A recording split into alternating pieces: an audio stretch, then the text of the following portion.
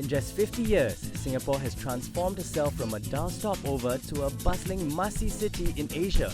Today, Singapore has been named as Asia's culinary capital, with more than 6,000 eateries scattered across the island. Current international trends like cafes and coffee houses have also reached our shores, with locals looking for a more swanky and artisan dining experience.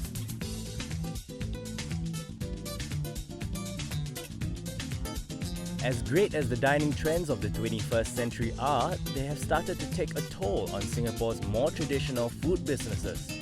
Also known as hawker centres, many have been forced into closure, 33 of them having shut down since its prime in 1990. In a time where money and image is so important, working long and tiring hours as a hawker would hardly be a dream job.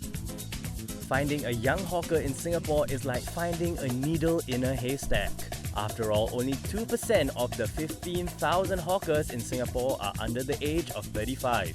But we managed to get hold of 3 young store owners, Lim Jia Han, Faye Sai and Ryan Wee, to share with us their hawker journey thus far. It started off when my uncle, Hong Sing was actually his name, together with my father, took over my grandmother's store. And initially they took over the store as a means to bring up their families, to see us through our university education. And after when I graduated, I was actually thinking what I should do.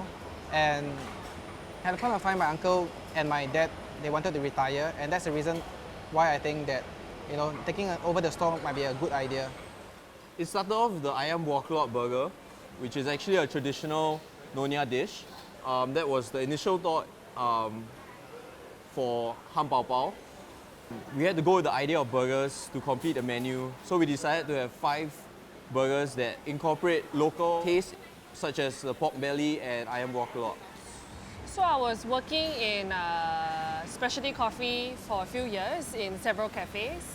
Mostly during that time, I learned how to brew the coffee properly using a machine or using different methods. And then I also learned where it came from, the processing, the history, the origin.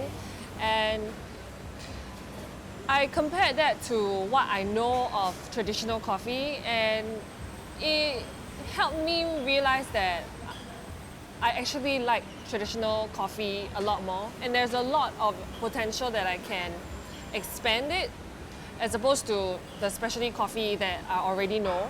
So yeah, that helped in my decision quite a lot to come back to traditional coffee. With every new endeavour, hardships are bound to be plentiful. Recounting their rocky beginnings, Jia Han, Faye and Ryan share the hurdles they've crossed to become the successful hawkers they are today. Coming to this hawker trade, it was definitely very challenging. I was under my uncle's apprenticeship for 3 months, and during these 3 months I was taught to learn 24 dishes. It was not just the 24 dishes that was a challenge, but cooking in large portion as well as cooking in a very hot and stuffy environment posed a challenge as well. But during these 3 months, I not only managed to learn the 24 dishes, but also develop a passion for my cooking and to serve curry rice for my customers. In the beginning, it was quite bad because I wasn't used to the rush, and I always got the orders wrong. So my dad would shout at me, and I would cry, being the emotional, girly kind. I would cry, and then I would threaten to leave and not come back and leave him alone. But it happened once though. So this one time, this lady was in the queue, and because I go by memory, so if I see your face, I remember your order. But she stepped out and she was sitting down, and then so I passed, I think about 4 or 5 customers, and then she stood up and then she's like, in Chinese, she's like, "Where's my order? 我的 order leh?" I already waited for 4 or 5 people in front of me, and I was like, I'm so sorry. Then she started ranting, and then my dad started ranting, and then both sides was pressuring me, so I cried, and then I left. I went home, and when I came back the next day, he told me there's no point in crying and don't be pressured by your customers.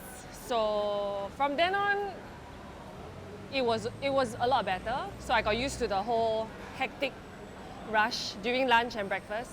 And when I saw my dad serve his customers, and his customers would come back and tell him, oh, you know, the coffee today is great, or thanks for everything today, it made my morning. Then I realized, yeah, actually I got a lot of satisfaction from it as well. So that's when I decided that, yeah, I'm gonna do this for the rest of my life. So obviously it's our price of our burgers that help customers make the first step. So affordability is one thing that we try to maintain on our menu. And the largest overhead was our rental. So definitely we had to look towards hawker centers instead of like a cafe or restaurant or something like that. I think suppliers was one of the main concerns that we had. So we had to obviously look for the right suppliers that could help us out with our prices.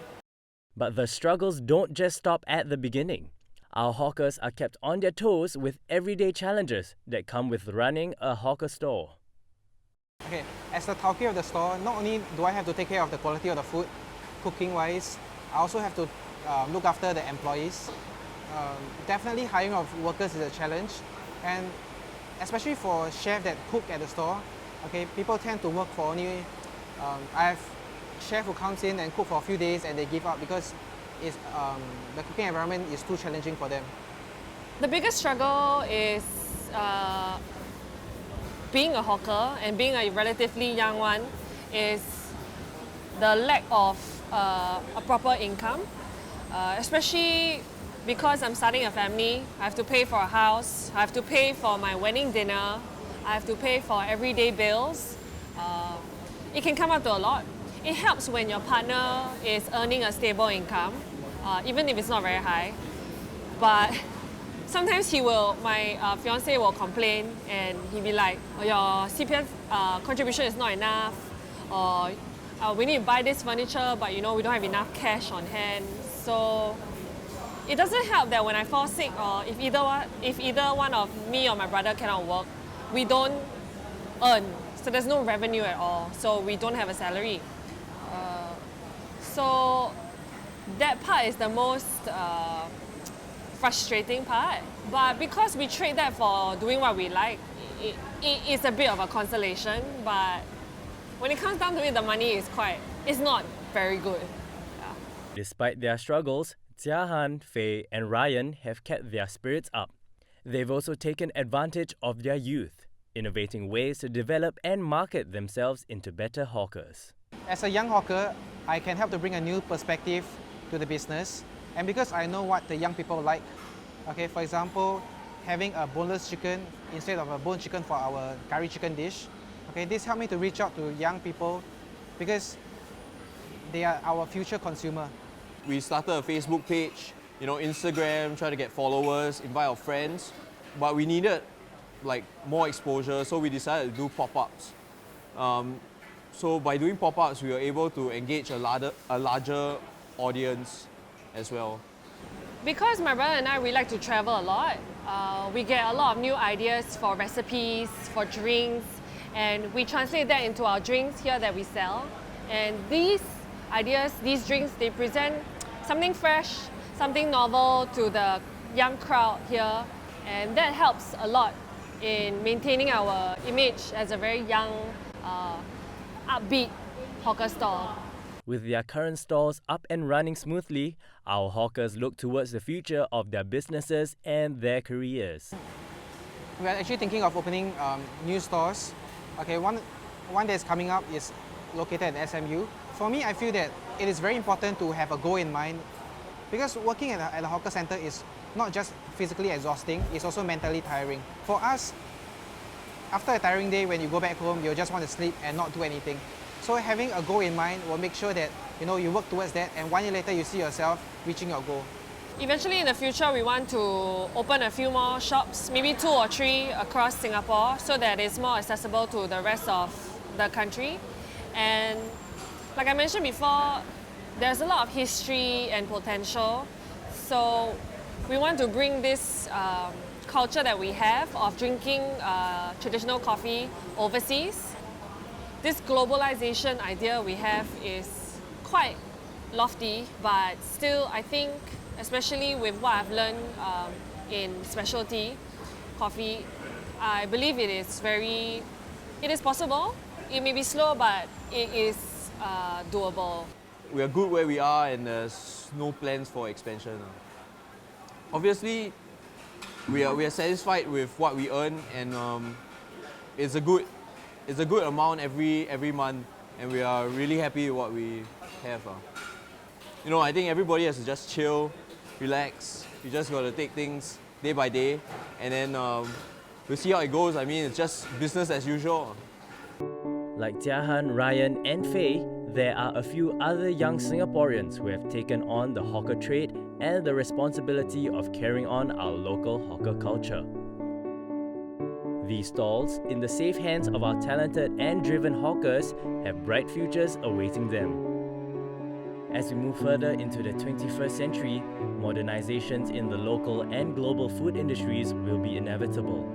As a result, we might have to say goodbye to some of our beloved hawker food. But we hope that as the years pass, Singaporeans would give support and encouragement to our young hawkers as they innovate new ways to keep our hawker history and spirit alive through the next few generations.